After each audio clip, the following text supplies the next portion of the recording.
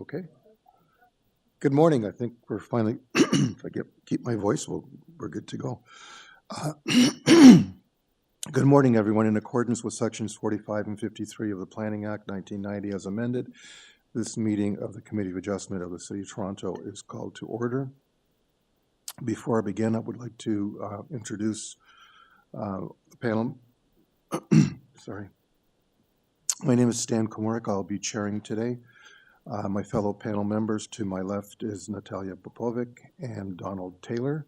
To my right is Laura Alderson and Bill Dalton. On my extreme left at the end of the podium is Barbara Bertozik, the Deputy Secretary Treasurer for the Etobicoke panel, and then Barb's staff in front of us. So the Committee of Adjustment considers applications for variances from provisions of zoning that apply to property, permissions to extend or alter lawful non-conforming uses, and consents to sever property to create new lots. Our land acknowledgement: we acknowledge that the land we are meeting on is the traditional territory of many nations, including the Mississaugas of the Credit, the Anishinaabe, the Chippewa, the Haudenosaunee, the Wendat peoples, and is now home to many diverse First Nations, Inuit, and Métis peoples. We also acknowledge that Toronto is covered by Treaty 13 with the Mississaugas of the Credit. Our hearing procedure for this morning: the Committee of Adjustment hearings are now conducted in a hybrid and in-person virtual format. Some applicants will participate with making their submissions in person, while others will participate virtually by electronic means through WebEx.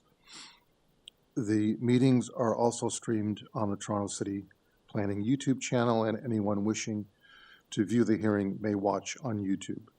Those who want to participate virtually and have registered in advance will be connecting with their computer, tablet, smartphone, or telephone, and have the option of participating via video or audio only. All virtual participants will be muted automatically on entry. When your item is called, you will be unmuted by the moderator, one person at a time. Those participating by video appearance will be temporarily upgraded to panelist when your item is being held. During this time, your camera will be enabled. You will be only visible during your 5-minute allotted speaking time. At all other times, your video will be disabled and you will be reinstated as an attendee. For both in-person and virtual participants, Committee of Adjustment staff will share presentations submitted in accordance with the written submission deadline. Those participating through WebEx are not allowed to use the share screen or any other panelist controls during a video appearance. Decisions of the committee: people attending in person today who want to receive a copy of the decision of the committee on an application must fill out a decision request card, and those participating virtually need to submit a written request for a decision by email. Please ensure that you include your name, address, and email address, as the Committee of Adjustment and the Toronto Local Appeal Body will be sending notifications and appeal updates by email. If you do not agree with the decision of the committee, you may be able to appeal the decision to the Toronto Local Appeal Body, or in some limited circumstances to the Ontario Land Tribunal. However, the provincial government has amended the Planning Act and generally removed rights of third parties to appeal Committee of Adjustments, and now only at the applicant, the Minister of Municipal Affairs and Housing, specified persons under and public bodies are permitted to appeal the decisions of the committee. Appeal instructions are set out at the bottom of the decision of the committee. The procedure: I will call out each item as listed in the order of the agenda. Where an application is uncontested, the agent or applicant may proceed with their presentation. When the committee does not require a presentation, applicants are asked to advise the chair should they wish to speak to the committee. The committee may ask questions and or take the matter into committee for a decision. Each speaker, including the applicant, will be given a maximum of 5 minutes to address the committee, and I will comment when you are at or reaching the 5-minute mark.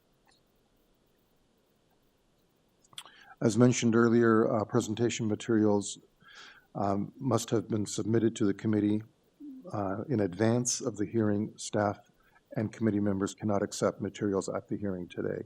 When addressing the committee, please clearly state your name and address. Please remember to confine your remarks to the matters outlined in the application. The applicant or agent will proceed first and then will make the presentation to the committee on the application. Please note that the committee may not entertain revisions at the hearing today. The committee may decide to defer an application if it is substantially revised to ensure that the revised application is accurate and that those entitled to notice of the application are informed of the changes. Then individuals either in support or opposed to the application will be invited to speak. Generally, we first call on speakers in the hearing room and then those participating online. Committee members may ask questions of each speaker after they have finished their presentation. When all speakers are finished, the applicant agent has then an opportunity to rebut, but only those issues which were raised by the previous speakers. This will mark the end of the discussion, and the application will then be taken into committee for a decision. Okay, moving to the agenda, our first item on the agenda is declarations of interest. Is there any declarations of interest by panel members or staff members on the morning agenda? Seeing none, thank you. Our next item is confirmation of the minutes from the previous hearing. Is there, Mr. Yeah, Mr. Chair, I'll move approval of the meeting held on May 15th. Thank you. I'll second that. Thank you, Mr. Dalton. All in favor? Minutes are approved. Thank you. There are no files to be closed, or Madam Secretary Treasurer, no? I'm assuming there are some deferrals. Yes, the first one is item 7, Mr. Chair. Okay, so 7 is 10 Stonegate Road. This is an application to construct a new detached dwelling with an attached garage. And the agent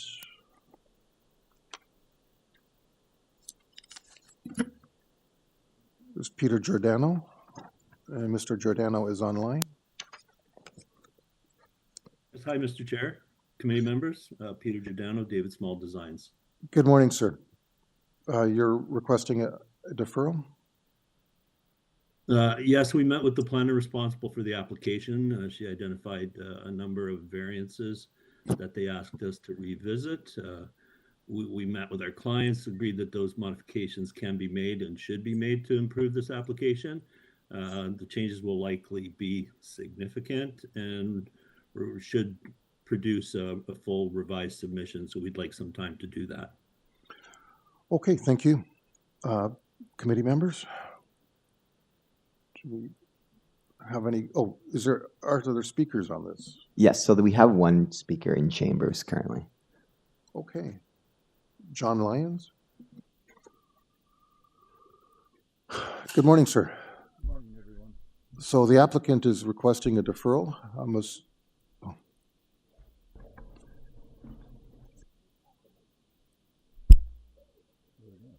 Okay.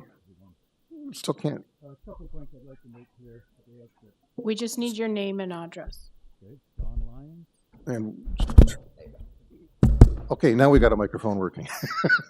I live at the adjoining property at 12 Stonegate Road. A couple of points I'd like to make. First, when this property came up for sale, Before you get into the whole presentation, because it's likely to be deferred, we won't be hearing.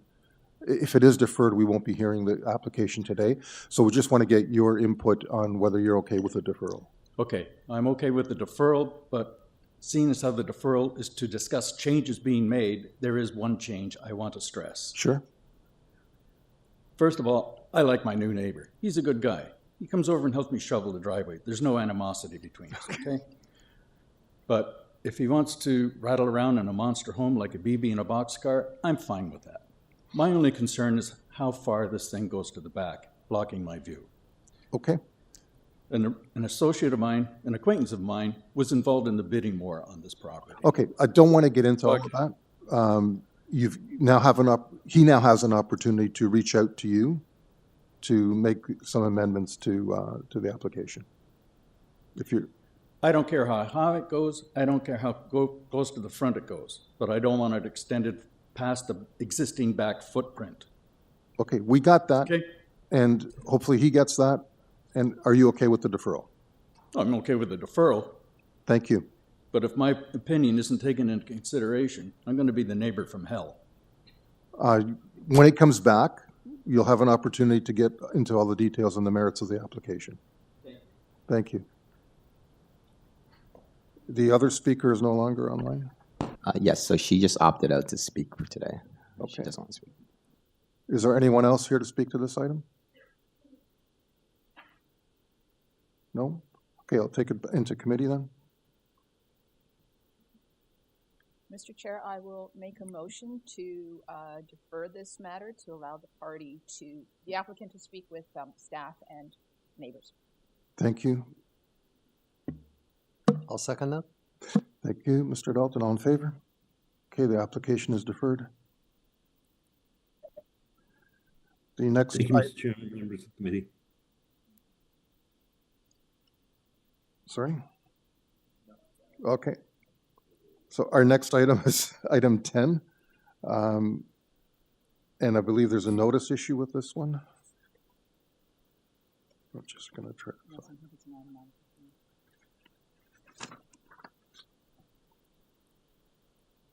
Okay, Kathleen Harrison. Yes. Yes, I'm here. Thank you. Okay, good morning. So we have a notice issue, and that makes it an automatic deferral. Are you okay? Do you understand that? Yes, it is. It was a minor administrative error on behalf of the city, but it was addressed very quickly and professionally, so we have no problem with that. Okay, thank you. And there are no other speakers for this item.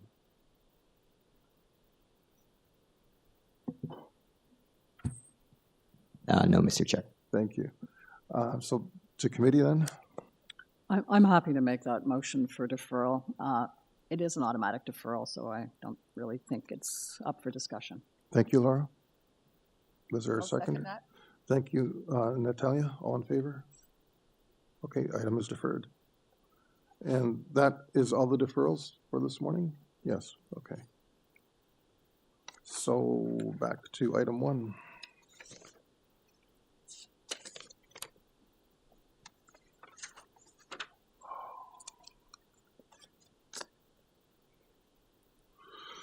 Okay, so coming back to the top of the agenda, item 1 is 26 Yorkview Drive. This is an application to maintain an existing rear yard deck. There are 7 variances. 1 has been reduced. We have a previous decision on file, and I have multiple questions. Come back to the top here. Alexander Overholt, agent. Hello, good morning, Mr. Chair. Good morning, sir. Before we get into the details of the application, I just want to understand whether the purpose of this application is correct, because most of the variances have nothing to do with the deck. 100%. I'm happy to provide some clarification where needed. As per the architectural plans, due to this deck, what is labeled as a deck, it is a concrete structure. There is excavated space below it, and due to it being elevated above grade, it is triggering an increase in GFA lot. Okay, as I say, I don't want to get into the deck issue. I wonder if we have a notice issue with the purpose as stated. Right. Because what The purpose is to. Sorry, go ahead. it's not a deck that you're building. I mean, you're rebuilding the house. Well, the house is already constructed. I guess it is a rear excavated deck that is attached to the structure. Space to the basement has been provided and underneath this deck. Okay, can I just get some feedback from the Deputy Secretary Treasurer with regards to the purpose?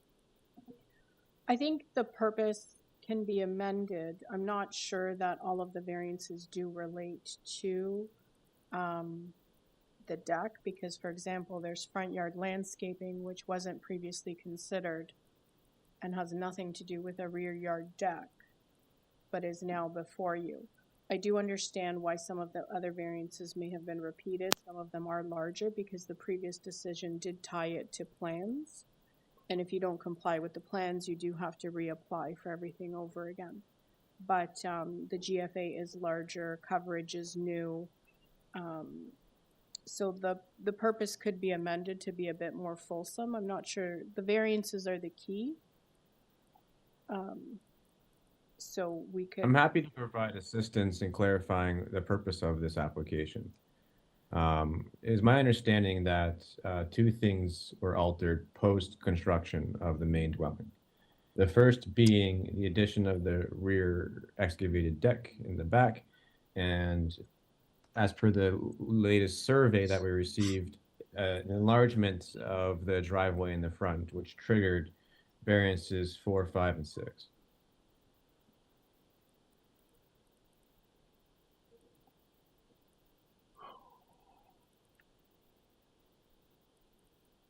Okay, so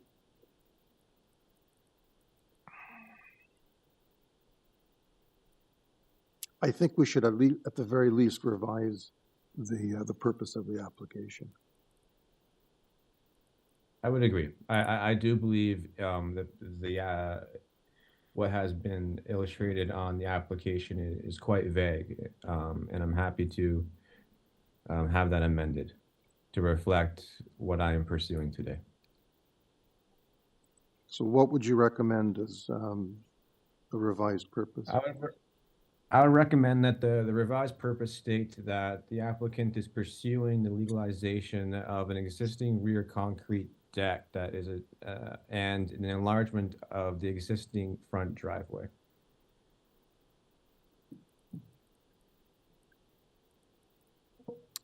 Yeah, so that's not how we word our applications. I would suggest, Mr. Chair, to maintain the existing dwelling and site conditions. Love it. That's good too. Okay. So then my next question is, does that constitute a notice issue, or are we okay because all the variances have been spelled out?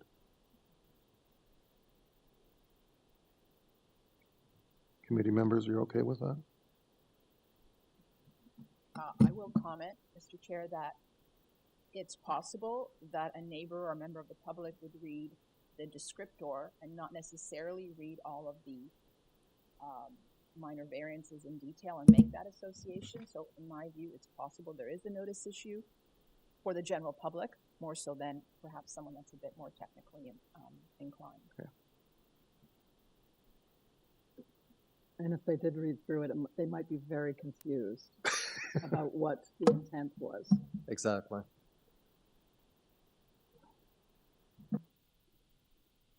Okay, and this, as you say, this is already built. Is it finished?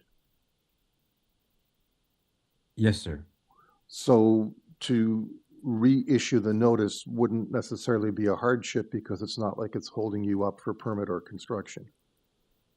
No, just occupation and inspections. Oh, okay.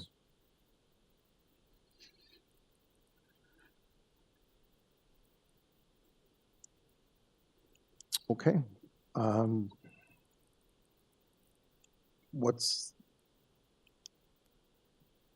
Do we reissue or do we move forward, I guess is the question.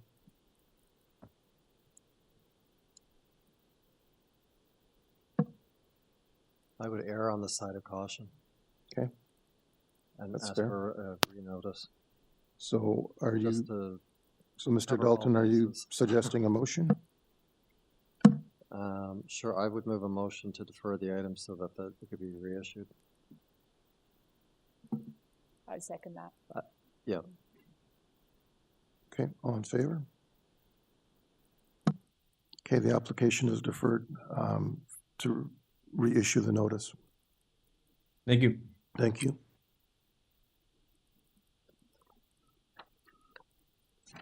Okay, item 2, 472 Maple Leaf Drive. This is an application to construct a new garden suite in the rear yard. There is one variance being requested. Forestry is requesting condition 2, and the counselor has written a letter of support. And we have the applicant and the owner, Maria. Hi, good morning. Good morning. I think we have a pretty straightforward understanding of your application. I'm not sure if we need a full presentation. Are you okay with that? If we can just ask you questions? Sure, absolutely. Thank you. So panel members, any questions for the applicant? There are no speakers. There are no other speakers online or chambers. If no one has any questions, I'm prepared to make a motion at this time. Okay. Because we have a letter in support from the counselor and we have no letters in opposition, and it's a fairly straightforward application, I move for approval subject to urban forestry condition number 2. Thank you, Laura. All in favor? Or sorry, who's seconder? I'll second that, Mr. Chair. Thank you, Mr. Taylor. All in favor? Okay, the application is approved unanimously. Perfect, thank you. Thank you. Okay, item 3, 40 BONCER Drive. This is an application to legalize and to maintain the as-built garage and residential building. There are 3 variances being requested. There is an order to comply. Metrolinx has advisory comments. There are photos recently added. And that's all we have.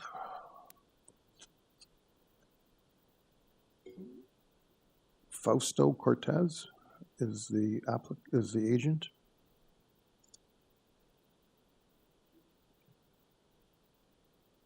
Hello, how are you? Good morning, sir. Good morning, how are you? We're good, thank you. How are you? Great. Good. I think we need a bit of an explanation on this one, Sure. or i.e.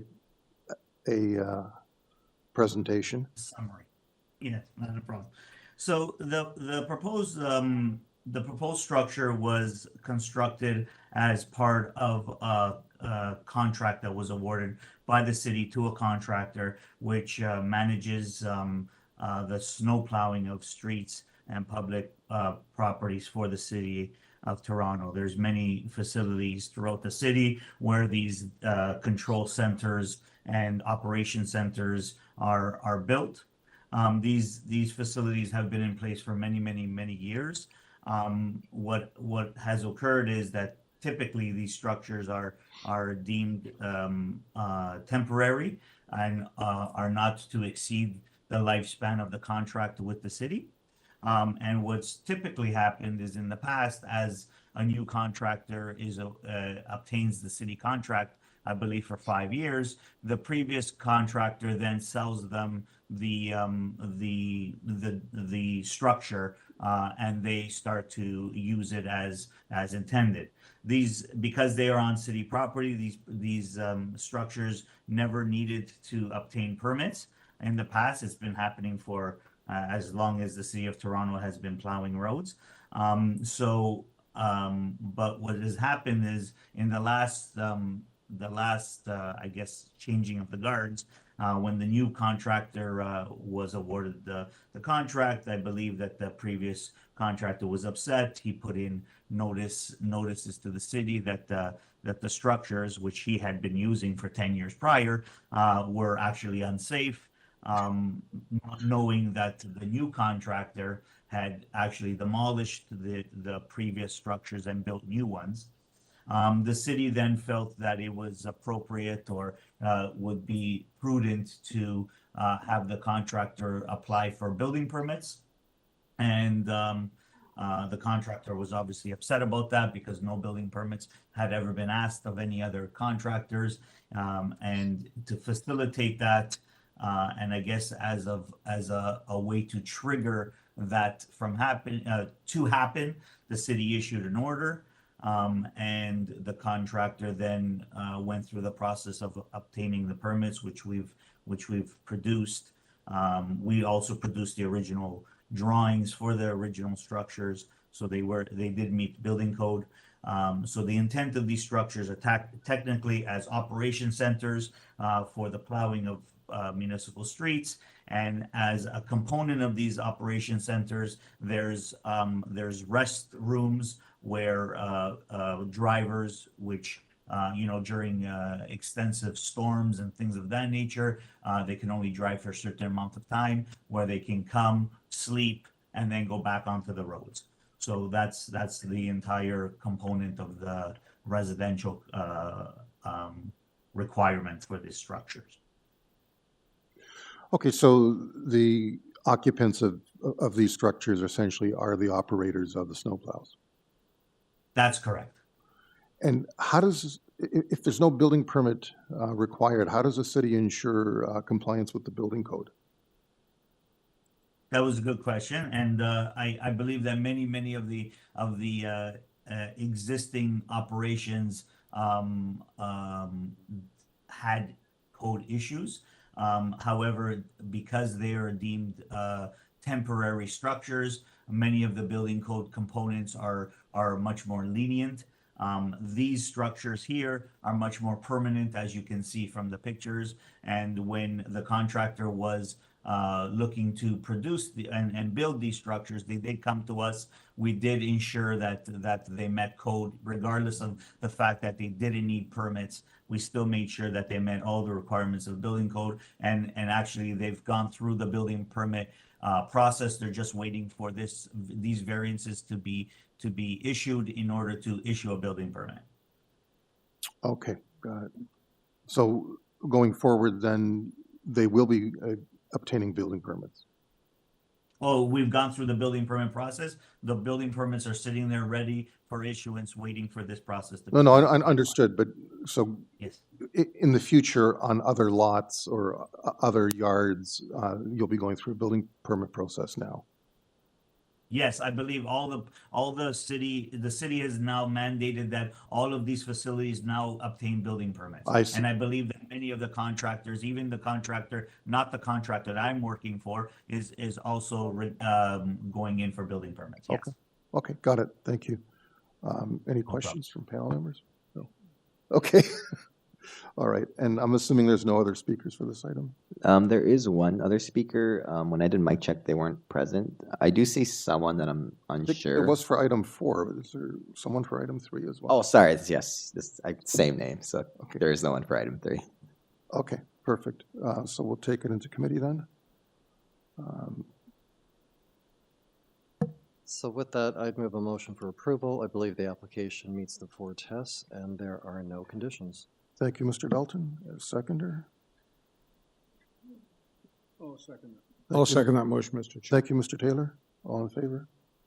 Okay, that's unanimous approval. Okay, so item 4, I guess don't go away because you believe you're there as well. I'm sorry, Mr. Chair. I just want to quickly mic check this one individual. They're named virtual events. I'm not sure this is the person for this one. Just give me 1 sec. Yep. Virtual events. Can you please state your name and what item you're here for?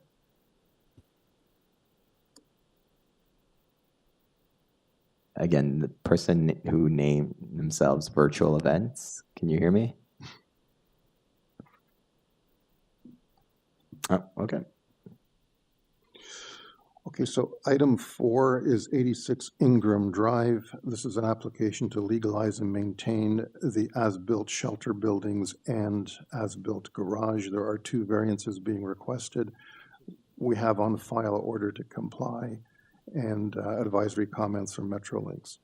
And Fausto is the agent as he was on the first one. And I believe this is a similar situation. This is the exact same situation, yes.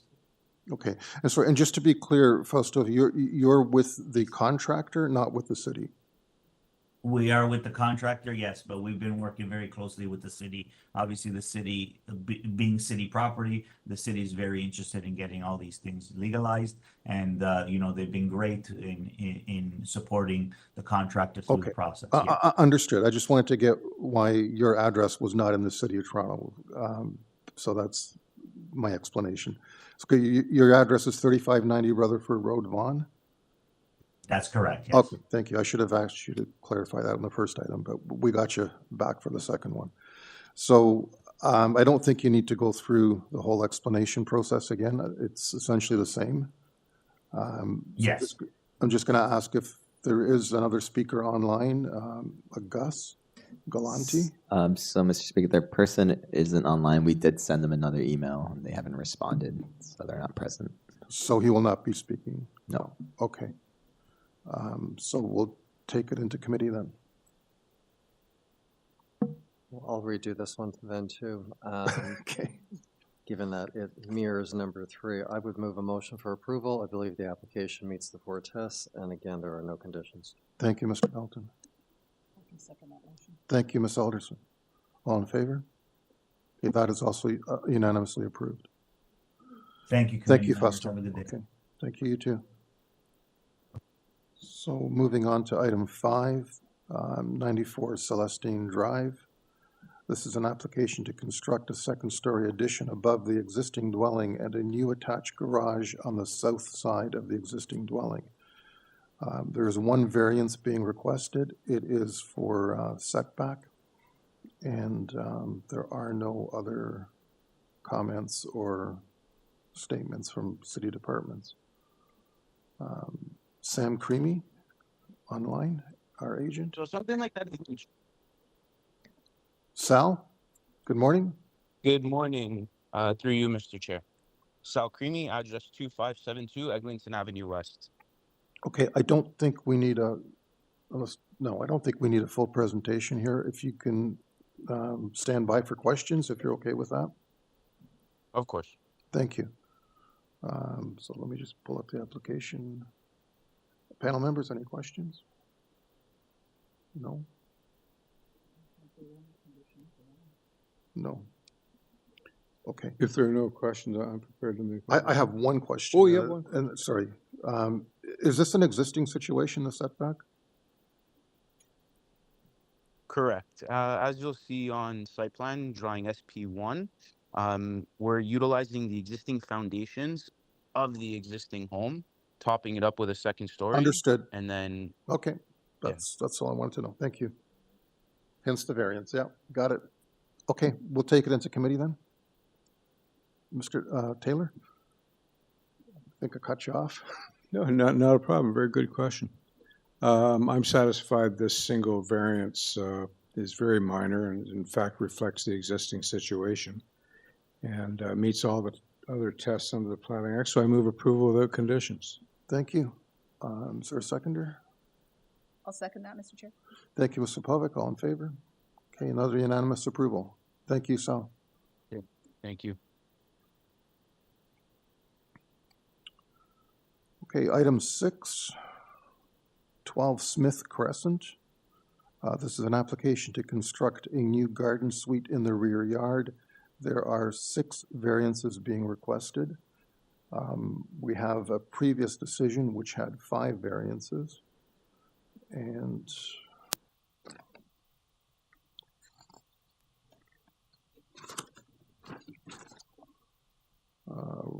Ryan Dunlop is the agent. Mr. Dunlop, are you online?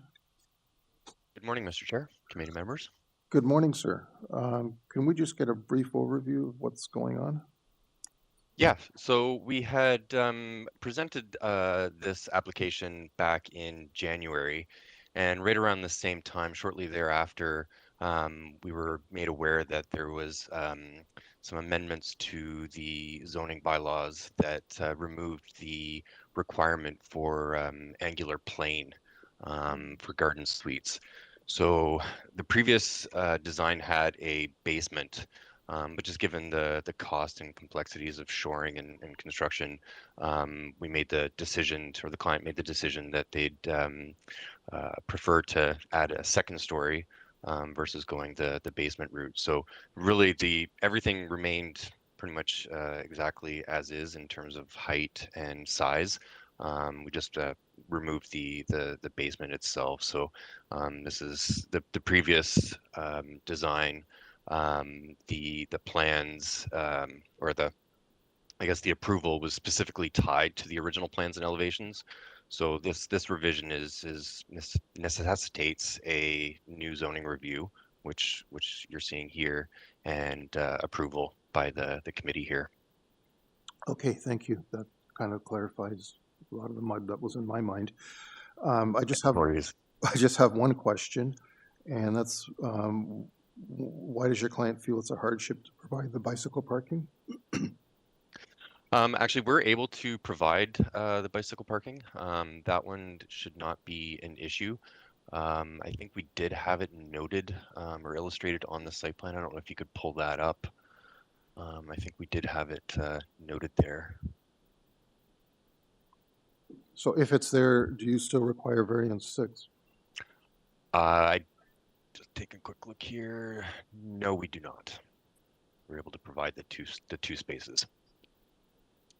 Okay, kind of see, yeah, they are illustrated there on where it says lot 135, sort of upside down there. There's a note there that shows illustrates the 2 bicycle parking spaces. Okay, so you're prepared to amend to 5 variances then? Correct. Thank you. Okay, and are there any other speakers for this item? No, Mr. Chair. Thank you. Committee members, any questions, or are we taking it to committee? I've got a question, sir. Oh, Mr. Taylor? Yeah, could you just explain the difference between variances 1 and 2? They cite different minimum side yard setbacks for garden suites. Why is one 1.5 and the other one 1.31? They're both 1.31. Hmm? They're both 1.31, but why? No, variance 1. Oh, sorry. 1.5, and variance 2 is 1.31, and they're different bylaws. Subsections. Same bylaw, but the first one is 5A, yeah, and the second one is 5B. But the language from the bylaw that needs to be varied here, it's identical, except 1 is 1.5 meters, and 2 is 1.31 meters.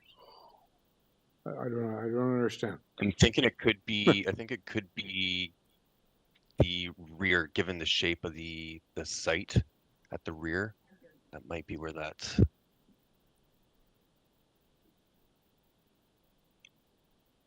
That shouldn't affect the zoning provision that's being requested to be varied. I don't know. So you're talking item number 2, right, on the zoning? 1 and 2. The differential between 1 and 2. Yeah. Take a look.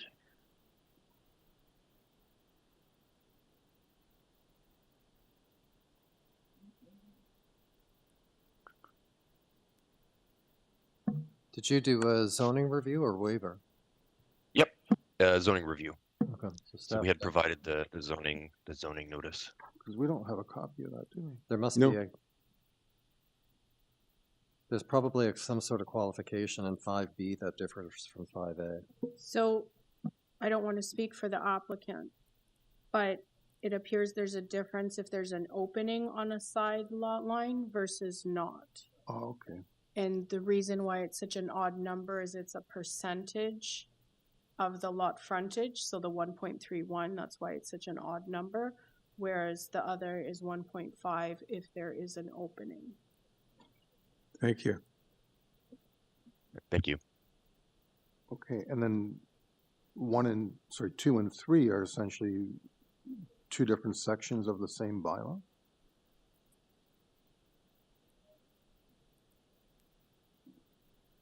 anyway. Okay. Right. Okay. Okay, let's not get into that right now. We'll take it back to committee for discussion and or motion. If there are no questions or comments, Mr. Chair, with the mystery solved, thank you, Madam. And with the reduction in minor variance to 5 instead of 6, I do not see any conditions. I move to approve on the basis that the existing minor variances meet the 4 tests, and I do not see any conditions. Okay, so approval as amended. As amended to 5, yes. Yeah. I'll second that. Thank you, Mr. Dalton. All in favor? Unanimous approval. Thank you. Thank you. Item 7 has been deferred, so we're on to item 8, which is 41 REID Manor. This is an application to construct a new detached dwelling with an attached garage. A previous Committee of Adjustment application approved a new detached dwelling and approved variances relating to lot coverage and gross floor area. There are 4 variances being requested.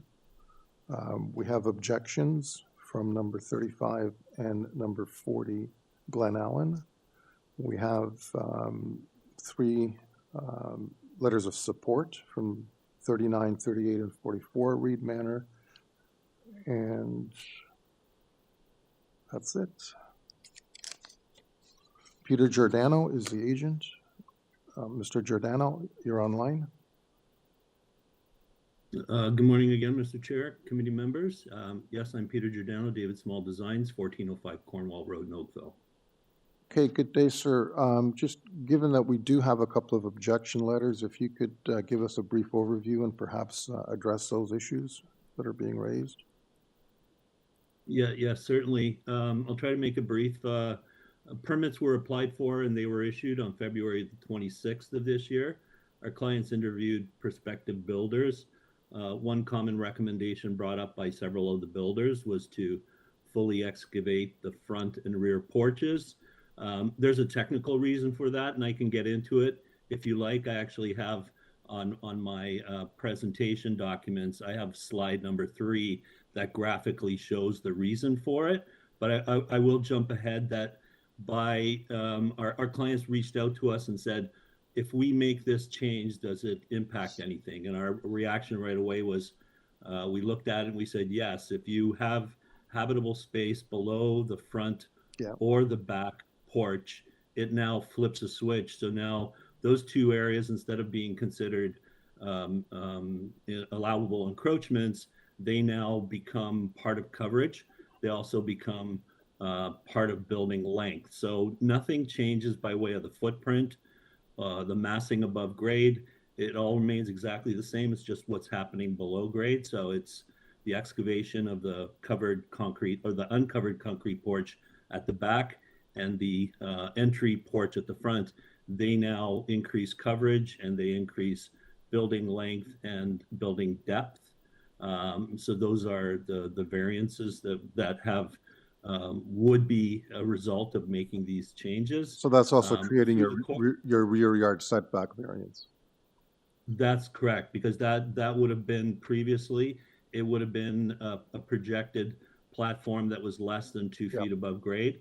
Now that it's both habitable below, but the clients also did ask as part of this if they could put a flat covered roof over top of that rear porch. That would increase the coverage, but so would the habitable space below. So they kind of cancel each other out. So we believe this is a technical variance because, you know, it's really everything. It doesn't impact the neighbors or the neighborhood. We have letters of support. I responded directly to both of the neighbors that had concerns, just to let them know based on their comments that what we were doing here was happening below grade would not impact them. One of the neighbors, I believe at number 40, was they're on the rear portion of our property. Number 35 is on the other side of the road on the property. They concerns about changing the the impact it would make on the neighborhood by changing the coverage. And again, coverage, even if we didn't do the flat roof on the back porch, the coverage is still happening as a below grade result of making these changes. So, and we did let them know that as part of our original building permit, nothing changes that would impact water flow, drainage, or any of those items that were part of their letters of concern. They didn't respond to my emails to them, but that was us reaching out to them just to give them some solace and understanding that the changes we're making would not be impacting them in a way that they're understanding it could be. Okay, so you would not be opposed if we were to tie you to site plan with regards to the setbacks? Oh, absolutely. We'd be happy for that condition, of course. Thank you. Any questions from? Yeah. So then just to confirm, the November 2021 C of A decision, your second variance was to increase GFA from 242.8 square meters to 356.91. That's not changing? No, it's all below, through you, Mr. Chair, it's all below grade, so it's not technically changing any GFA totals for the house. It's all happening below grade. Okay, understood. Thank you. Okay, any other questions? And do we have any other speakers? No, Mr. Chair. Okay. Let's take it into committee then. Any discussion?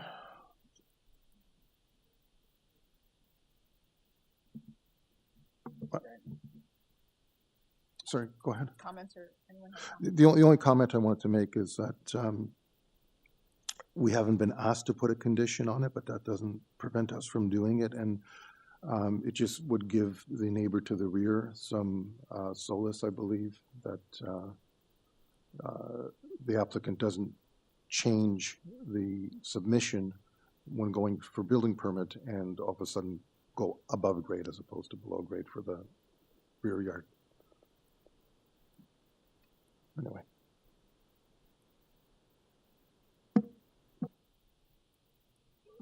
That was my only comment.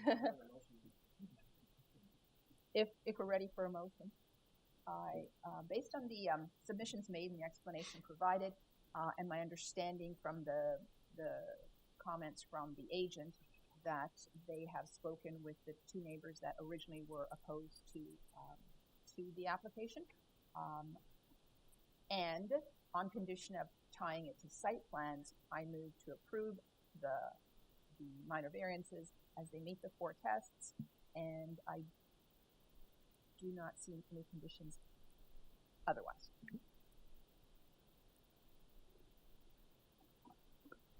Okay, thank you. Is there a seconder? I'll second that motion, Mr. Chair. Thank you, Mr. Taylor. All in favor? Okay, that's unanimous approval. Yeah, thank you. Thank Sorry, you. there was a condition? Yes. Thank you, Mr. Giordano. Item 9, 72 Burnhamthorpe Crescent. This is an application to construct a new detached dwelling with an attached garage. There are 3 variances being requested. We have 10 signatures of support, and I think that's it. And I'm assuming you're Lou? That's me. Okay. Good morning. Morning, members. Self-explanatory. The letters of support, and it's going to be a home for a family, so they need that distance based on the width of the lot. And again, there's a covered area in the back, same kind of condition you always come across. That's got a excavated storage room under it. I had a question, but I think it was addressed in added materials. Let me just. Number 9. Revision. Okay, yeah, so there's been a revision to the application. It's just wording clarifications, which were in our added materials. Yeah, okay, got it. Sorry, my brain is playing catch up with where I've been reading from, so. Okay. Okay. Any questions? No. Mr. Taylor? Yeah, could you just explain again rationale for the building length and building depth? Below grade, above grade? Yeah, there's a covered low jaw concrete deck, and the space below, if it's added as storage space or living space, the length of the building increases by that amount. If we didn't have the space underneath excavated, then one of the variances would disappear, and we would be going for, I think, a 1.5 variance. The length of building would be 18.59 meters as opposed to the required 17 meters, and it's under the 19 meters. So it would be an extra 1.5 meters above grade if that deck wasn't excavated. Right. Okay.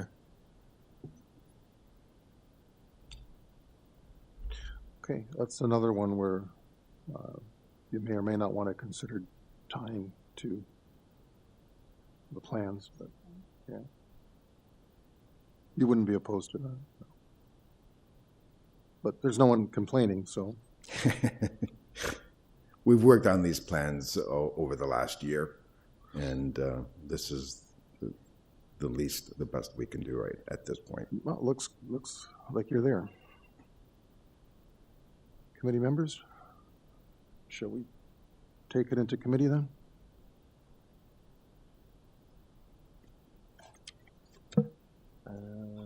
Yes, so with that, I would like to move a motion for approval, as I do believe the application meets the 4 tests.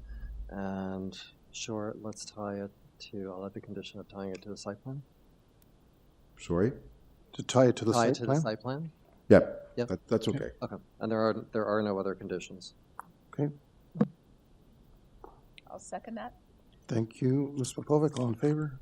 Okay, unanimous approval. Thank you very much. Have a great day.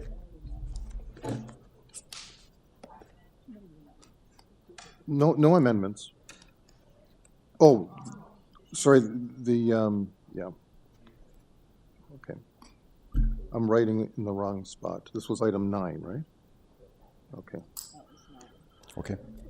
Sorry, I'm looking at item 11, so getting ahead of myself. Let me just catch up with my notes, sorry. Bill and Natalia.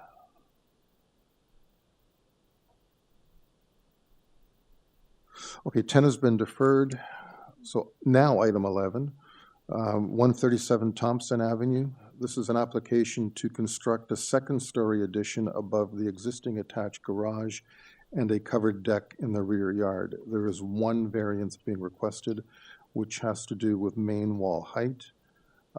TRCA has no issues. Ravenna Natural Forestry Protection is recommending a tree protection zone, and that's all the comments that we have.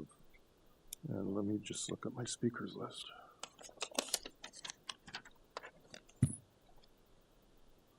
Antonella Wild is the agent, and she is online. Hello. Good Yes. morning. Good morning. How are you? I'm well. How are you? Fine, thank you. Good. I Sorry, don't. you caught me off guard. I was talking to I don't think we need a full presentation on this. If you're open to just doing questions. Yes, of course. Thank you. So, panel members, any questions? Mr. Taylor? Yeah, just can you confirm for us that you're aware of and okay with the Ravenna Natural Features Protection staff advising that a tree protection hoarding would be advised? Yes, I have that. You're aware of that? And also that Yes, TRCA is okay with your application, but they point out that a permit from them is required. These wouldn't be our Yes, conditions of approval, but I just want to know that you're aware of them and okay with them. Yes, through you, Mr. Chair, I'm aware of both conditions and comments. Okay. And just for our purposes, we're dealing with a revised application here? Yeah. Yes, the purpose has been revised. Yeah. Or corrected from 1-story east to 2nd-story. And Mr. Taylor, I do believe the permit fee has already been paid according to the notes, the RCA notes.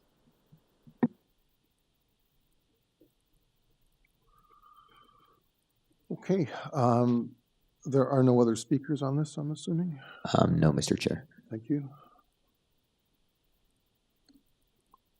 Let's take it into committee then. Unless there are any comments or questions? I move to approve this application as amended on the revised notice and no other conditions. Tree hoarding, right? It's not a condition. That wouldn't be that's an advisory, so we wouldn't make that a condition. On that basis, the application otherwise, in my view, meets the 4 tests. I move to approve. Thank you, Ms. Popovic. And is there a second? I can second that. Thank you, Laura. All in favor? Okay, unanimous approval. Thank you. So our next, number 12, 61 Sir William Lane. This is an application to convert the portion above the existing attached garage into habitable space. There is one variance being requested, and that is for the FSI. Ravenna Natural Forestry is commenting that they are okay. And is the agent Franco Romano, or is it someone else? Do we know? Let me unmute. Let's see who's on. Hi, my name's Evelyn Romano. I'm standing in for Franco Romano. Okay, welcome. Same address? Yes, 321 Lakeshore. Okay, super. I don't think we need a full presentation, but if you could stand by for questions, if you're okay with that. Of course. Thank you. Panel members? If no one has any questions or comments, I'm prepared to move. No? No. Yeah, I'm satisfied this application for a single variance is minor in nature and meets the other tests under the Planning Act. So I move approval without conditions. Thank you, Mr. Taylor. I'll second that. Thank you, Bill. All in favor? Okay, another unanimous approval. Thank you, Ms. Romano. Thank you. Shake things up a bit. I'm sure it'll get shaken at some point. Item 13 is 260 Gamma Street. This is an application to construct a new detached dwelling with an attached garage. There, it's okay. I got a plug over here if you can't find it. Okay. There are 5 variances being requested. There's a support petition with 4 signatures, and there is nothing else. Maya Marchesi is the agent in person. Oh, thank you. Welcome. Hello, Mr. Chair and fellow committee members. My name is Maya Marchesi, planner at Design Plan Services, located at 87 Skyway Avenue in Toronto, and I'm here to present the application today. Thank you. If we could get a brief overview of the application. Yeah, the proposal is for a new 2-story detached dwelling. There are 5 variances. The first 2 variances are related to the required minimum lot frontage and lot area. These are both existing conditions and lawfully existing and won't be changing through this proposal. The third variance is for the maximum height. The new dwelling will have a height of 8.84 meters measured to the midpoint of the roof. It's a minor increase of 1.34 meters and will fit in with the existing character along Gamma Street. It's also subject to the prevailing bylaw 1979-67, which has less permissive height provisions than 569-2013, which under 569 would comply with the height. And then variances 4 and 5 are for the maximum height of a specified pair of main walls. So both the front and rear main walls, as well as the side main walls, have been noted as having a height of 7.51 meters, where 7 meters is permitted. This minor increase of 0.51 meters allows for an increased ceiling height without significantly altering the overall scale of the new dwelling, and the front facade incorporates design features to mitigate any potential massing impacts. There's also nearby examples of similar approvals for both the height of the dwelling and the height of the main walls. And overall, in my professional opinion, the requested variances are minor and meet the 4 tests set out in 45(1) of the Planning Act and represent good planning, and fits in with the context and is consistent with the trend of redevelopment in the neighborhood. And I respectfully request that the committee approves these variances, and I'm happy to answer any questions. Thank you. And I think you've answered one of my questions was, did you have examples of similar height in the area? I do. For the height of the dwelling, there's 256 Gamma, which approved a height of 8.9, and 259 Gamma, which approved a height of 8.94, both of those to the midpoint of the roof. Thank you. Questions from panel members? No. Okay. And there's no one else to speak to this, I believe, Thomas? No, Mr. Chair. Thank you. So let's take it into committee then. With that, I'd like to move a motion for approval. I believe the application is very straightforward. There's plenty of evidence in the May 22nd, 2025 cover letter that supports the 4 tests, and as there are no conditions, I move a motion for approval. Thank you, Mr. Dalton. Is there a second? I'd like to second that. Thank you, Ms. Alderson. All in favor? Okay, another unanimous approval. Thank you. Thank you. It's happening. Okay, we're going to keep going. I'm assuming no one's looking for a break at this point. I think we'll power through. Okay, let's go. So item 14 is 9 BENBOW Road, and this is an application to construct a second-story addition above the existing dwelling. There are 5 variances being requested. There is a letter of support with 5 signatures, and we have Richard De Oliveri online as the agent. Hi there, Richard De Oliveira here. I am the agent and also the owner. Ah, excellent. I don't think we need a full presentation if you're ready to stand by for questions for us. Certainly. Thank you. So panel members, any questions for Mr. De Oliveri? No. Okay. Anyone ready for a motion then? Yeah, I'll make a motion if there are no questions. I'm satisfied the 5 variances meet the 4 tests under the Planning Act. There are no conditions, so I move approval without conditions. Thank you, Mr. Taylor. Is there a seconder? Thank you, Mr. Dalton. No? Sorry. I'll second. I'm looking the wrong way. Okay. Thank you, Ms. Popovic. All in favor? Okay, unanimous approval. Thank you. Thank you. Item 15, 29 Hill Garden Road. This is an application to construct a 1-story rear addition and a rear yard covered deck. There are 2 variances being requested, one of which has been amended and reduced. And we have Mr. Eddie Perez as agent online. Mr. Perez. Hello, good morning, committee members. This is Eddie from 537 Rogers Road. As you can see, we revised the drawings, so the coverage went down to 37% as per planning's request. And if you have any question, I'll be happy to answer. Thank you. Thank you.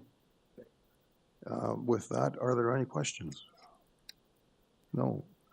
I'm assuming, I see no one else on the list for speakers? No. Thank you, Thomas. Let's take it into committee then. Similar to the last application, it's very straightforward. As such, I'd move a motion for approval as it meets the 4 tests and there are no conditions. Thank you, Mr. Dalton. And I would be happy to second that motion. Thank you, Ms. Alderson. All in favor? Okay, another unanimous approval. Thank you, Mr. Perez. Thank you. Have a nice day. You too. The entire morning. I don't even think the restaurant is open.